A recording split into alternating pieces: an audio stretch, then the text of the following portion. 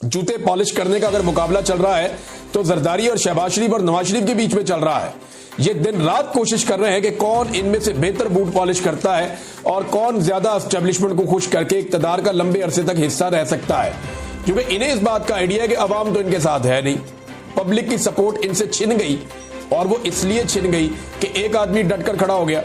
अब इनकी दो ख्वाहिशात है, या तो इमरान खान जो डटा हुआ है वो सरेंडर कर दे, इमरान खान बिल्कुल वैसे ही सरेंडर कर दे जैसे इन सारों ने सरेंडर किया था, तो उससे इन्हें लगेगा कि इनकी मकबूलियत कुछ वापस आ जाएगी, या फिर इमरान खान को ऐसे ही दीवार के साथ लगाकर ये एस्टेब्लिशमेंट के जूते पॉलिश करके इसी तरह अपने इक्तदार को तूल देते रहे। दो इनके पास रास्ते, तीसरा रास्ता इनके पास कोई नहीं है। और जिस इमरान खान को ये झुकाना चाहते हैं उसके 700 दिन मुकम्मल हो गए जेल में, 700 डेज, और ये मुश्किल तरीन जेल है जो इमरान खान ने काटी है। इमरान खान के बदतरीन मुखालिफिन कह रहे हैं कि जी हमने सोचा भी नहीं था कि ये आदमी इस तरह डट जाएगा, इतनी मजबूती के साथ जेल काटेगा, ये इतना बहादुर और दलेर निकलेगा, हमने कभी सोचा भी नहीं था। ये इमरान खान के बदतरीन मुखालिफिन कह रहे हैं ना, कोई और तो नहीं कह रहा। यानी वो अपने लीडर के लिए ऐसा क्लेम नहीं कर सकते, जरदारी के लिए, नवाज शरीफ के लिए, जैसी जेल इमरान खान ने काट ली है। ये 700 दिन की मुश्किल तरीन जेल है, किसी और लीडर ने नहीं काटी है ऐसी। और ये जो लोग जेलें काट कर आए हुए ना, इनको इस बात का आइडिया हो गया है कि जब 2 साल मुकम्मल हो जाते हैं ना, तो उसके बाद 20 साल भी मुकम्मल हो जाते हैं, फिर उस बंदे को फर्क नहीं पड़ता, जितना वक्त गुजरता है उस आदमी को तोड़ना उतना मुश्किल हो जाता है। मैंने इनको मिलिट्री एस्टेब्लिशमेंट को उस वक्त जब मैं इनकी कैद में था, इनको समझाया था कि यू हैव 15 डेज, 15 दिनों के अंदर जाओ और जाकर इमरान खान साहब से मामला अपना तय करो, वो आपको बेइज्जत नहीं होने देगा, वो कोई रास्ता निकाल कर आपको देगा मुल्क के लिए, तो आप जाके उससे मिल लें। तो उस वक्त इनके दिमाग के ऊपर ये खुन्नास सवार था कि जनाब हम ये कर देंगे तो वो कर देंगे, तो वो नशा करता है तो वो पैरों में गिरेगा। मैंने कहा नहीं होगा ऐसा, वो एडजस्ट हो जाएगा। फिर इमरान खान हमने देखा एडजस्ट हो गया, और इमरान खान ने एक जेल से दूसरी जेल में जाने से इसलिए इनकार किया था अटक से अडयाला में कि इमरान खान ने स्टेटमेंट दिया था कि मैं एडजस्ट हो गया हूं, मुझे ना छेड़ो।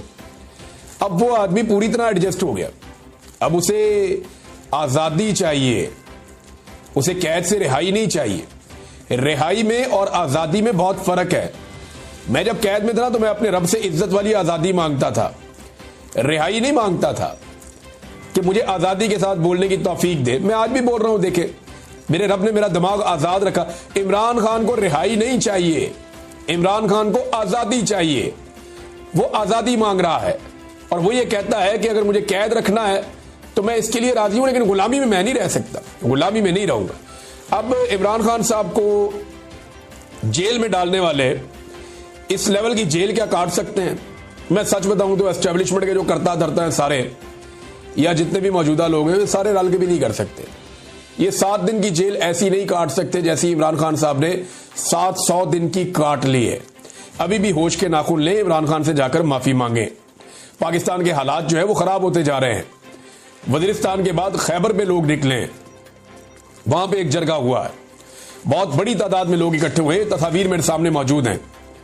और मैं इन्हें देख रहा था कि ना सिर्फ इससे पहले यही मनाजिर हमने देखे वजीरिस्तान में, अब उसी तरह के मनाजिर हम खैबर में देख रहे हैं। लोग ड्रोन हमलों के खिलाफ बाहर आ गए हैं, लोग मुमकिन फौजी ऑपरेशन के खिलाफ निकल आए हैं, और लोगों को इस बात का आइडिया भी हो गया है कि फाटा को वापस अगर वफाक ले गया तो वो बड़ी तबाही फेरेगा, क्योंकि जो वफाक में जमातें बैठी हुई हैं वो तो जमातें ही नहीं है, उनके पास तो यहां का मैंडेट ही नहीं है, तो वो जमातें तो कर देंगी एस्टेब्लिशमेंट के हवाले। और पाकिस्तान में जो भी चीज एस्टेब्लिशमेंट के हवाले हुई है उस चीज का बेड़ा गर्क ही हुआ है, उसका बचा कुछ नहीं। लिहाजा वहां पे भी मुमकिन फौजी ऑपरेशन के खिलाफ लोग निकल आए। और लोगों का कहना बड़ा सादा है, लोग एक ही बात कहते हैं, जनाब हमारे यहाँ पे मादनियात हैं, हमारे यहाँ पे कुदरती वसाइल हैं, उसके ऊपर पाकिस्तान की एस्टेब्लिशमेंट की और आलमी एस्टेब्लिशमेंट की नजर है, तो इसलिए हमारे यहाँ पे दहशतगर्दी पहले भिजवाई जाती है, फिर ऑपरेशन करवाए जाते हैं, और इस बुनियाद के ऊपर हमें दीवार के साथ लगाया जाता है। ये वहां के लोगों का मौक़िफ़ है। मंजूर पश्तीन से पूछे, वो आपको यही बात बताएगा। खैबर पख्तूनख्वा के बहुत सारे अरकान असम्बली हैं जो इन इलाकों से ताल्लुक रखते हैं, उनसे पूछे, वो आपको यही बात बताएंगे। जो मकामी लोग हैं उनसे आप पूछें। मुझे इस्लामाबाद हाई कोर्ट में एक लॉयर मुझे आकर मिले, उनका ताल्लुक भी एक एजेंसी से था। एजेंसी मीन्स ये जो एजेंसी वाले एरिया हैं, फाटा से था।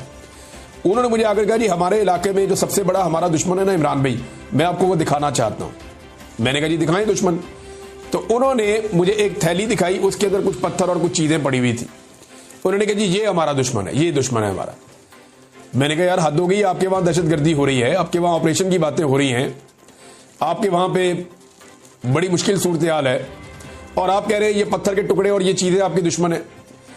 उन्होंने कहा जी ये वो मिनरल्स हैं जो हमारे इलाके से निकलते हैं और ये हैं हमारे दुश्मन। जब ये हमारे इलाके से निकलते हैं ना, तो इन पे कब्जा करने के लिए एस्टेब्लिशमेंट जो है वो पर तोड़ती है। तो इन पर कब्जा करने के लिए एस्टेब्लिशमेंट जो है वो फैसला कर लेती है, और फिर उस फैसले के लिए कुछ भी हो जाता है। यानी कभी तालिबान आ जाते हैं, कभी ऑपरेशन आ जाता है, कभी कुछ और आ जाता है। तो उस आदमी का सोचना यह था कि इन वसाइल पर कब्जा करने के लिए उनके इलाकों में बाय डिजाइन ऑपरेशन किए जाते हैं। गुड तालिबान की आपने सुनी होगी टर्मिनोलॉजी, बड़े लंबे अरसे से आप सुन रहे होंगे। अली अमीन गंडापुर ने आर्मी चीफ के सामने भी यह मामला उठाया कि यार बस कर दें अब गुड तालिबान वाला मामला। ये गुड तालिबान जो है ये अब जनूबी खैबर पख्तूनख्वा के इजला में मेन सड़कों पर रोजाना शाम को आ जाते हैं। डीआई खान से आने वाली जो सी पैक रोड है उसके ऊपर आ जाते हैं, वहां पे आगे रोड बंद कर देते हैं, लोगों को लुटमार करते हैं।